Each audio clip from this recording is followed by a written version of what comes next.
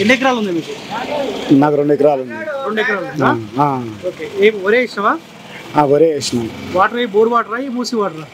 Bore water ఉంది, మూసి water ఉంది. మూసి వాటర్కు ఏముంటుంది, నీళ్ళు మొత్తం బ్లాక్, అందులో దిగలేం పరిస్థితి. ఎంత బ్లాక్ అంటే కనీసం అందులో అవి చెయ్యి పెడితే దాన్ని చెయ్యి ఎంబడి ఇట్లా కర్రెగా వచ్చేస్తుంది. మనం ఎంతవరకు చెయ్యి పెడతామో అంతవరకు అది అంటుతుంది, మచ్చ ఏర్పడుతుంది. అంత దారుణంగా ఉంది. ఈ మూసి పక్షాన చేస్తాను గత ప్రభుత్వాలు చెప్పినాయి, చేస్తామన్నారు, ఇంతవరకు చేయలేదు. కాంగ్రెస్ పార్టీ మంచి నిర్ణయం తీసుకుంది. మూసి పక్షాన చేస్తే రైతులకు నాటేసినప్పటి నుంచి కోసే వరకు కోస్తామన్న ధైర్యం లేదు. ఇలాగ మా పెద్దమ్మ చెప్పింది కదా, కోసమన్న ధైర్యం లేదు. అది ఎప్పుడు ఏ చీడ పురుగు వాలిస్తుంది, ఏమవుతుంది, ఏ సమస్య వస్తుంది చేనుకి ఏందన్న కాడ ఇంతవరకు అది కోసేదాకా కోస్తేనే మాయి అన్నట్టు ఓ నమ్మకం. మూసి వాటర్కు హైట్ బాగా పెరుగుతుంది, గాలి వస్తే అడ్డం పడుతుంది.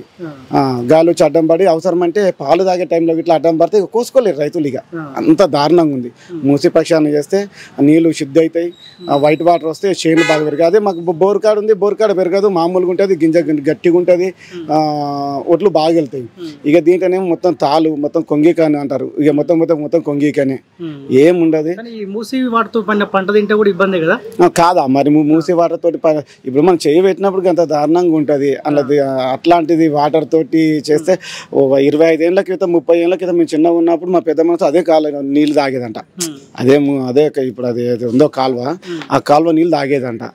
అట్లాంటిది ఇలా కనీసం కడుక్కుంటందుకు కూడా చేయలేని పరిస్థితి. కాకపోతే అలా దిగొద్దు కానీ, అలా దిగాలనిపించదు కానీ వాళ్ళు బతుకు తెరువులు ఏం లేక ఇక తప్పనిసరి పరిస్థితిలో దిగుతారు కానీ వాస్తవానికి దిగాలనిపించదు.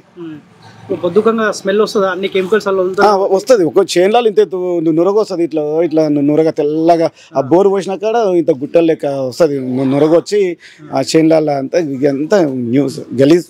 ఇప్పుడు కాంగ్రెస్ పార్టీ మూసి ప్రక్షాళన చేస్తూ ఉంటుంది, టీఆర్ఎస్ ఏమో దాన్ని రాజకీయం చేస్తూ ఉంది.